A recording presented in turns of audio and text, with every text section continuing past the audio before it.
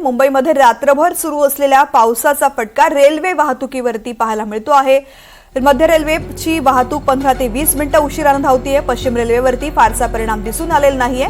पश्चिम रेल्वे मार्गावरती 5 ते 10 मिनिटं उशिराने गाड्या धावतात, मात्र मध्य रेल्वेवरती पावसाचा परिणाम झालाय। गाड्या 15 ते 20 मिनिटं उशिराने सुरू आहेत। जुई जाधव या संदर्भातली माहिती देते।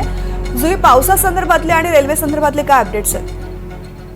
तृप्ती, मुंबईमध्ये रात्रभर पाऊस सुरू आहे, त्याचा परिणाम आज रेल्वे वाहतुकीवरती देखील पाहायला मिळतोय। खरं तर आज रविवार आहे, रेल्वेवरती मेगा ब्लॉक असतो, मात्र आता एक डबल फटका पण म्हणू शकतो प्रवाशांना लागणार आहे, कारण का आधीच मेगा ब्लॉक त्यामध्ये पावसाचा फटका म्हणजेच रेल वाहतूक ही 15 ते 20 मिनिटं उशिराने धावत आहे।